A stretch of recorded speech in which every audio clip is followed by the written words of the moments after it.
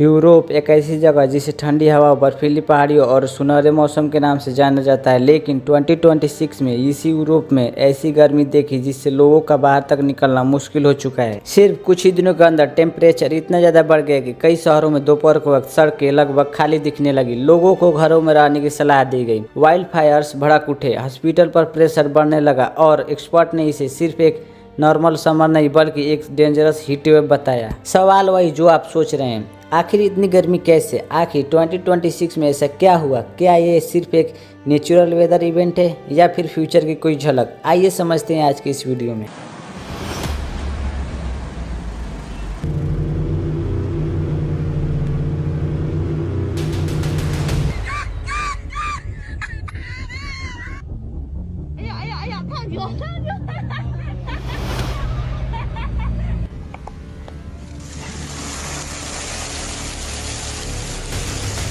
Melting off of me. My shoe was melting. 难怪猪腿太傻了，哎呦呦呦呦呦，我操！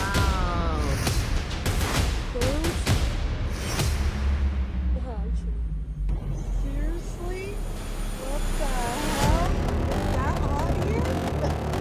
Oh wow.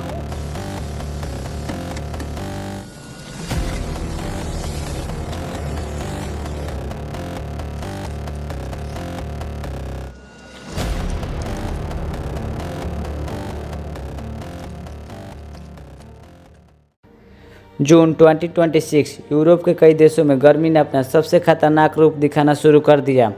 Spain, Portugal, France, Italy और Germany जैसे देशों में जो आमतौर पर टूरिस्ट से भरे रहते हैं, उन्हें एक्सट्रीम हीट का सामना करना पड़ा। कई जगहों पर टेम्परेचर 40 डिग्री सेल्सियस के आसपास या उससे भी ऊपर पहुंच चुके थे। ये सिर्फ एक नंबर नहीं थे। इस टेम्परेचर का मतलब था कि धूप में कुछ ही मिनट रहना काफ़ी खतरनाक हो सकता था, खासकर बुजुर्गों, बच्चों और पहले से बीमार लोगों के लिए।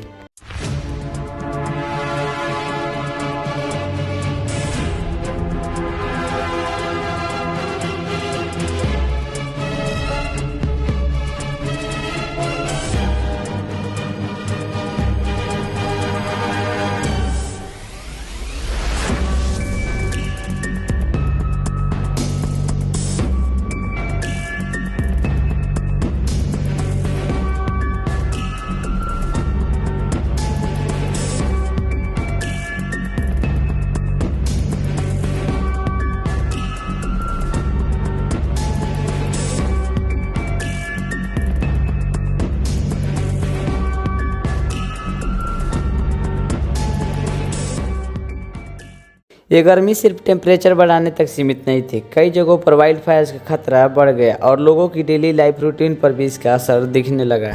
लेकिन हैरानी की बात तो ये थी कि साइंटिस्ट के लिए यह पूरी तरह अनएक्सपेक्टेड नहीं था। कई सालों से एक्सपर्ट वार्निंग देते आ रहे हैं कि यूरोप में हीट वेव पहले से ज़्यादा फ्रीक्वेंट और इंस्टेंट हो सकता है। तो 2026 में हीट वेव की वही वार्निंग थी जिसका अंदेशा पहले ही बताया जा चुका था। आखिर ऐसी कौन सी चीज़ थी जिसने पूरे यूरोप को इतनी बड़ी भयानक गर्मी की गिरफ्त में ले लिया? इसका जवाब छुपा है एक वेदर फिनोमेनन में, जिसे समझने के बाद आपको पता चलेगा कि हीट वेव इतनी खतरनाक क्यों है।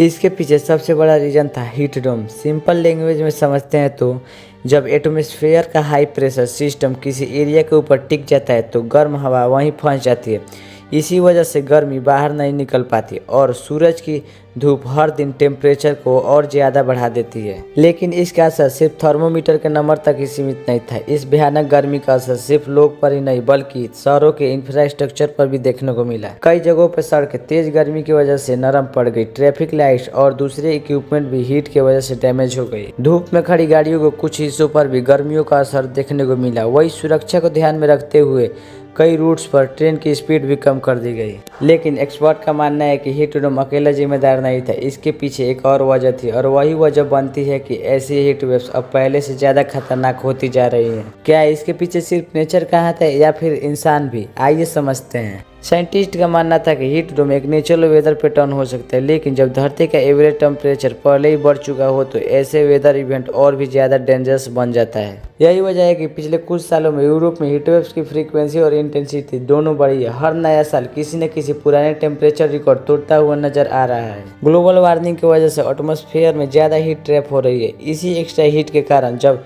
हीट डोम जैसी सिचुएशन बनती है तो टेम्परेचर और भी ज़्यादा ऊपर चला जाता है। 2026 की हीट वेव ने सिर्फ लोगों को परेशान नहीं किया बल्कि वाइल्ड फायर्स, पानी की कमी, खेती को नुकसान और हेल्थ रिस्क ने दिखाया कि एक्सट्रीम हीट सिर्फ एक सिग्नल प्रॉब्लम नहीं बल्कि एक बड़ी चैलेंज बन चुकी है। सबसे चिंता की बात यह है कि साइंटिस्ट फ्यूचर में भी ऐसी हीट वेव की और ज़्यादा कॉमन वार्निंग दे रहे हैं। अगर ग्रीन हाउस गैस एमिशन को कम नहीं किया गया तो दुनिया के कई हिस्सों में एक्सट्रीम वेदर इवेंट और भी फ्रीक्वेंट हो सकते हैं। ये सिर्फ यूरोप की कहानी नहीं है। क्लाइमेट चेंज किसी एक देश या एक कॉन्टिनेंट को टारगेट नहीं करता है। आज यूरोप है, कल दुनिया का कोई और हिस्सा भी इस तरह की गर्मी का सामना कर सकता है। 2026 की हीट वेव ने हमें एक मैसेज देकर गई है। नेचर हमेशा वार्निंग देती है, हमें पहले से केयरफुली हो जाना चाहिए इन सब वार्निंग के लिए। आपका इस टॉपिक पर क्या मानना है? क्या ये सिर्फ एक नेचुरल वेदर इवेंट है या क्लाइमेट चेंज का सबसे बड़ी वार्निंग सिग्नल? अपनी राय कमेंट में जरूर बताएं। अगर आपको ये वीडियो इन्फॉर्मेटिव लगी हो तो वीडियो को लाइक और चैनल को सब्सक्राइब जरूर करें और बेल आइकन बटन को दबाना ना भूलें। मिलते हैं एक और वीडियो में इंटरेस्टिंग टॉपिक के साथ, तब तक के लिए शुक्रिया।